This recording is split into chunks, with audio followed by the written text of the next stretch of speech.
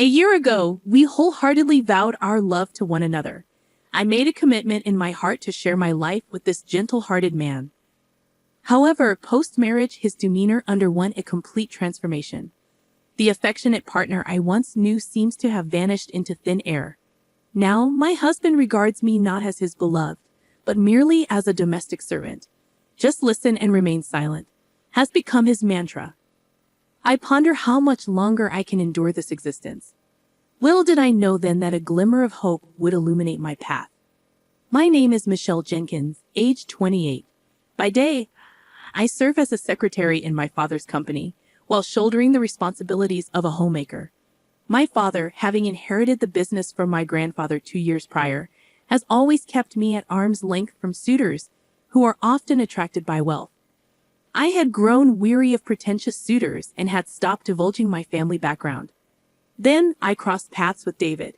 He was different, devoid of vices like gambling or smoking, and moderate in his drinking habits.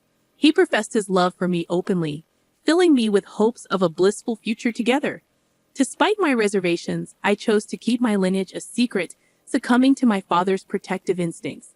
He feared I would be ensnared by yet another fortune seeker.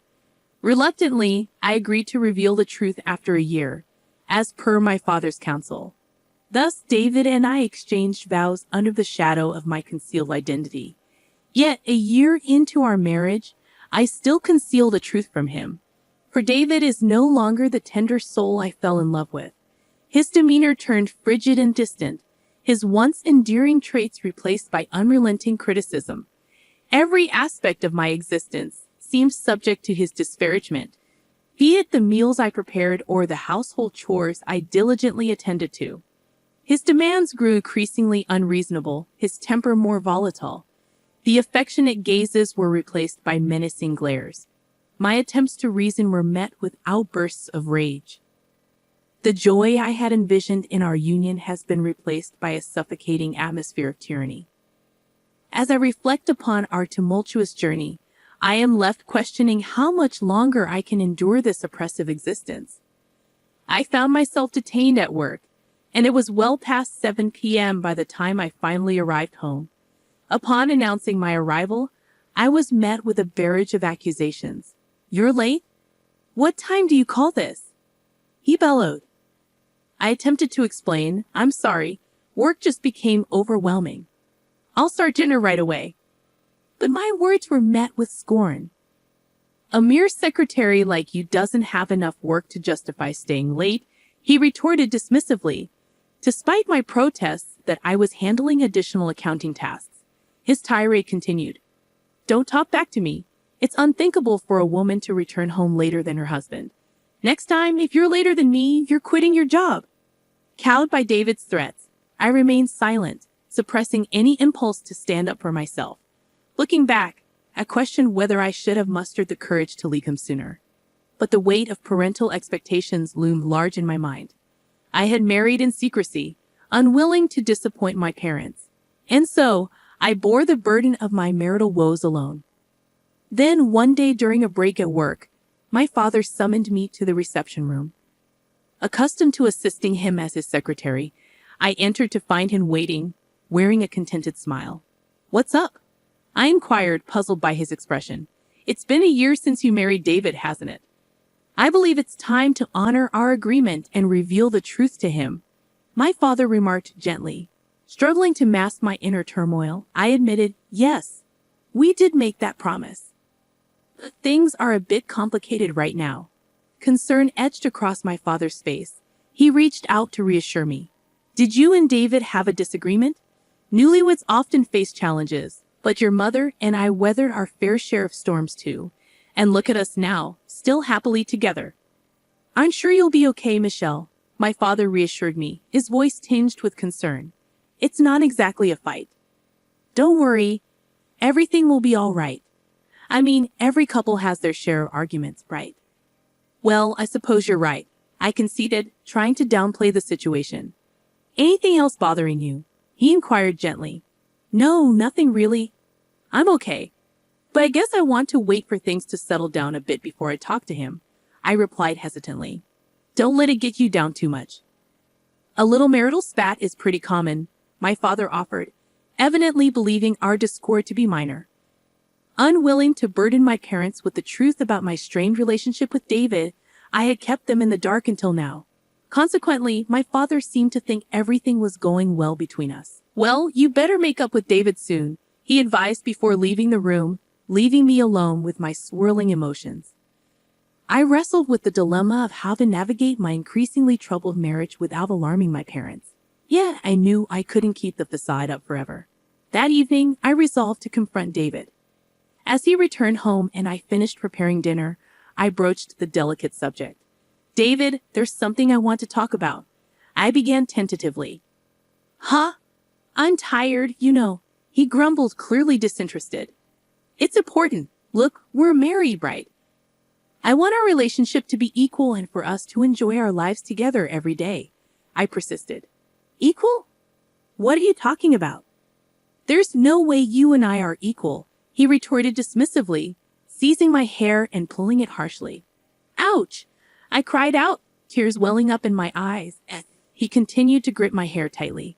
His words pierced through me like daggers as he continued, "Listen well. I'm the one who did you the favor of marrying you. Be grateful that I deemed to marry a plain and useless woman like you." "But didn't you say you loved me?" I choked out, my voice trembling with hurt.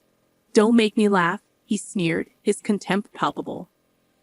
"I just pretended to like you because you seemed obedient and would be a handy housekeeper." He spat out coldly, his words laced with disdain. "That's not true. You just need to be quiet and listen to me, housekeeper," he declared, his grip tightening on my hair as he dragged me closer to his face. From that moment on, any hope of equality between us evaporated. I resigned myself to the grim reality, unwilling to burden my parents and unable to pursue a divorce. As days passed, my appetite waned, and I found solace only in the company of my roommate. Then, one morning, amidst the dreary routine, I awoke feeling utterly drained. My head throbbed, and a chill permeated my body.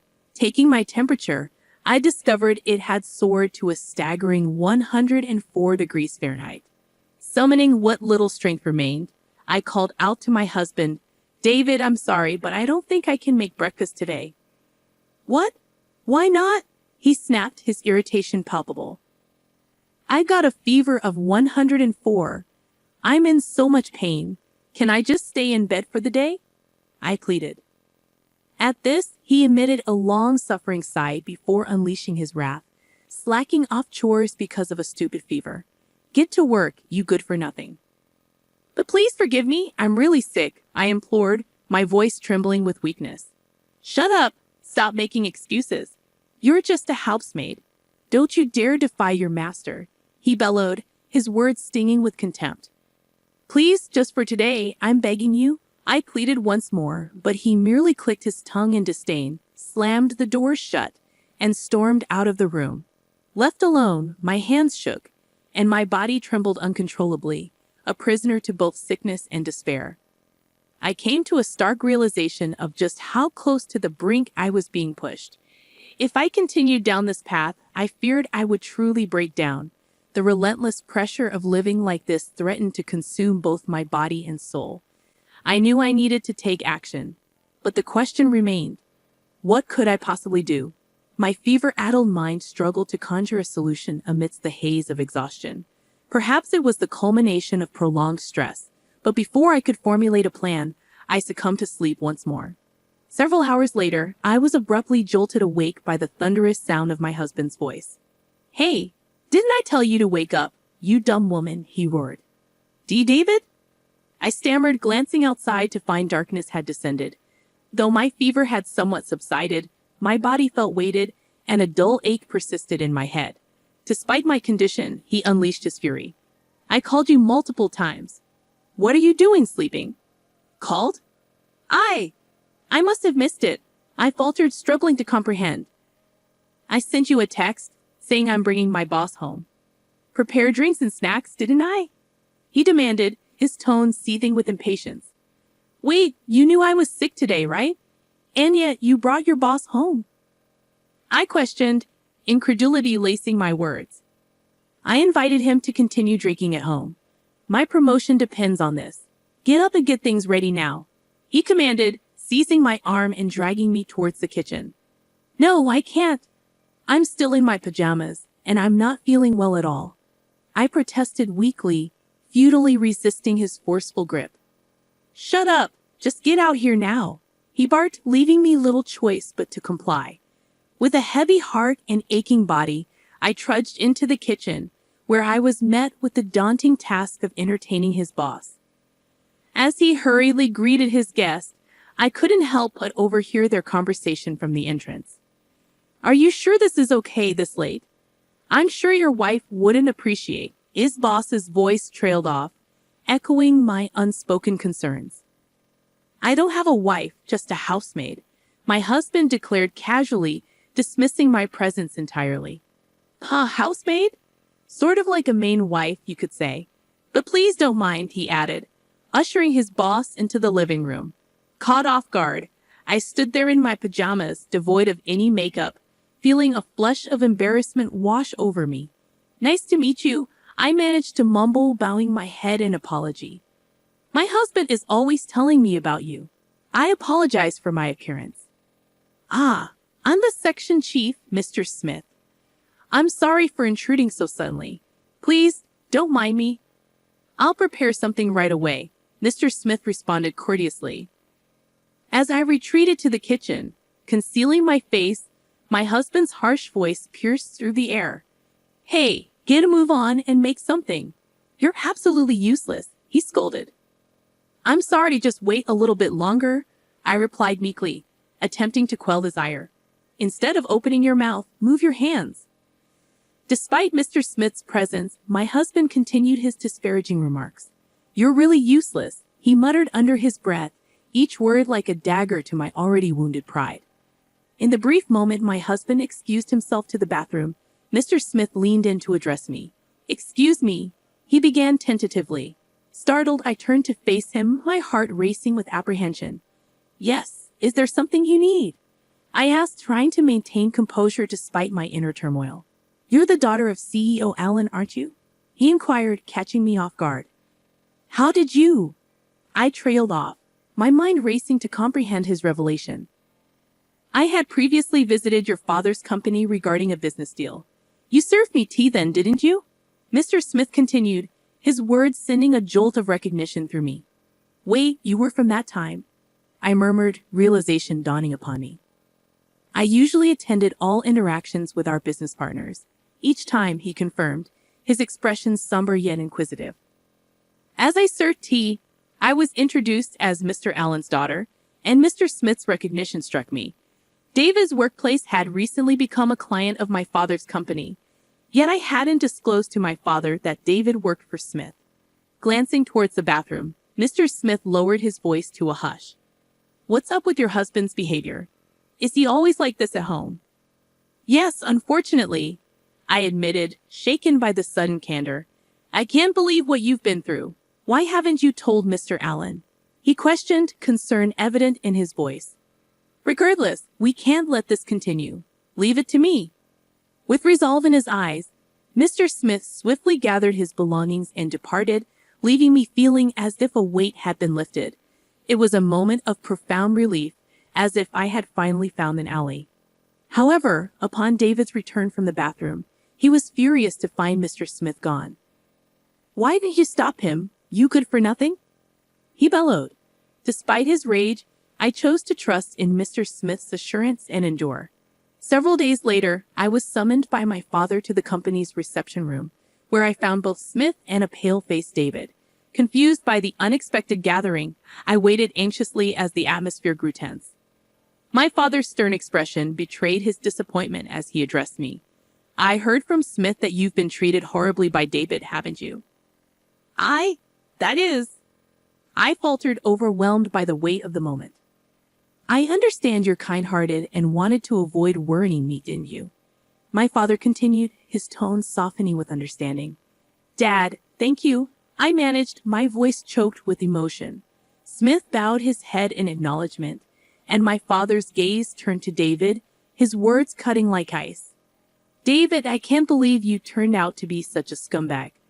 I shouldn't have let you marry my daughter. Wait, please, David pleaded, visibly shaken. I had no idea you were the president of our business partner. I didn't know Michelle was the CEO's daughter, David stammered, his voice betraying a mix of shock and regret. Shut up! So if you knew, you would have treated Michelle better? You're truly a lowlife, Smith retorted, his tone laced with disdain. No, there's no reason for this. I'm going to report you to your company's CEO. I'm acquainted with him, and we have a long-standing relationship, Smith threatened, his words carrying weight. No way, David exclaimed, his eyes welling up with tears as he crumpled to his knees. Desperation etched across his face. He turned to me, his plea unspoken yet palpable. Michelle, say something to your father for me, he implored. You want me to say something? Huh? I erupted, the frustration I had long suppressed finally boiling over. Do you have any idea how much I've suffered because of your overbearing, chauvinistic attitude? I've been holding it in all this time. I tried to improve our relationship, but it's you who ruined everything, right? Treating me like a housemaid and constantly berating me. Do you know how humiliating that was? Wait, Michelle, please forgive me, David begged, his voice thick with emotion. Shut up. Don't you dare casually call me by my name. No matter how much you apologize, I will never forgive you.